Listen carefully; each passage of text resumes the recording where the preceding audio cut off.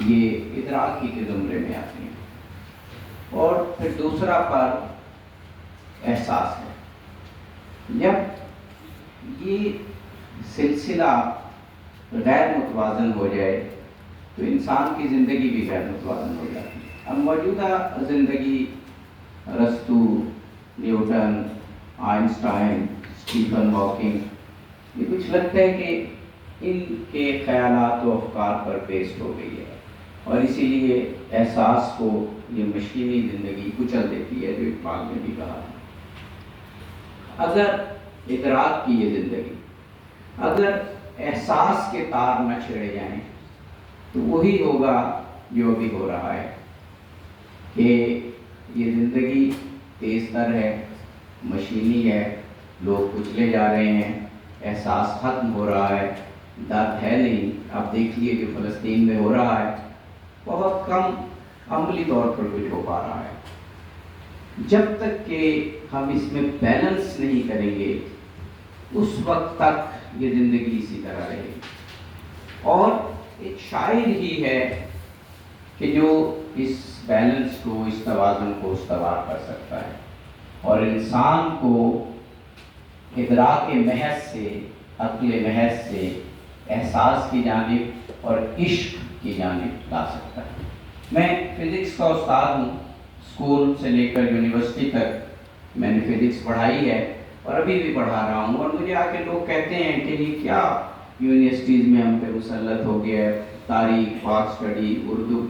تو میں سائنس کا استاد ہونے کے باوجود انہیں یہ کہتا ہوں کہ دیکھیے، اگر ان بچوں کو آپ سوشل سائنسز یا اردو یا شاعری نہیں پڑھائیں گے تو یہ پھر مشین بن جائیں گے۔ ان میں احساس نہیں ہوگا، ان میں درد نہیں ہوگا، ان میں تاثیر نہیں ہوگی، ان میں گہرائی نہیں ہوگی۔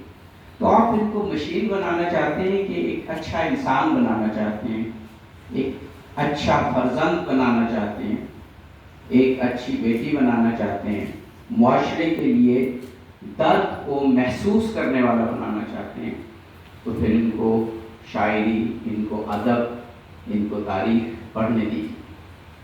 شاعر کا کام یہی ہے۔ جب مجھے ڈاکٹر باسط صاحب نے کہا کہ پروفیسر ڈاکٹر علی اصغر چشتی کی کتاب اشک رواں پہ گفتگو کرنی ہے، تو میں نے سوچا کہ نہ میں ڈاکٹر صاحب کو جانتا ہوں، ہاں نام سنا ہے ڈاکٹر باسط صاحب کے ذریعے، نہ میں ان کی شاعری پڑھی ہے، تو میں کیا وہاں بولوں گا۔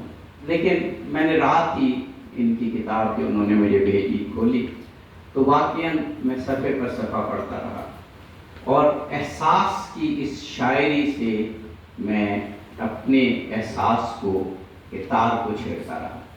واقعاً یہ انسان کو ایک تیز اور منطقی دنیا سے احساس کی دنیا میں، باطن کی دنیا میں، عشق کی دنیا میں یہ کتاب لے آتی ہے۔ خوبصورت غزلیں ہیں، خوبصورت اس سے پہلے مناجات اور پھر نعت ہے، اور باقی یہ پڑھنی چاہیے۔ میں ابھی اس دور کی بات کر رہا ہوں، یہ دور جو مینجمنٹ کا دور کہلاتا ہے، سائنس کا دور کہلاتا ہے۔ مجھے اس دور کا ایک بہت بڑا گرو تھا، ابھی 10-12 سال پہلے وہاں جہانگی ہوا، اسٹیفن کووی۔ مجھے بہت پسند ہے اس کی کتاب 7 habits of highly effective people, دنیا کی اس وقت سب سے زیادہ بکنے والی کتاب ہے۔ اس نے بتایا کہ زندگی میں کامیاب کیسے ہوتے ہیں، اور واقعاً وہ 7 بہرحال اس پہ کیونکہ بات نہیں ہو رہی تو میں اس پر جا نہیں رہا، اس نے مشرقی سے لیے ہیں۔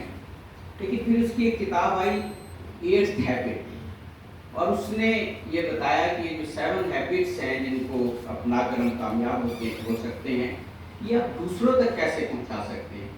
8th ہیبٹ بھی پڑھنے کی کتاب ہے، لیکن کمال یہ ہے کہ اسٹیفن کووی نے اس کتاب کو شروع کیا ہے حافظ کی غزل سے۔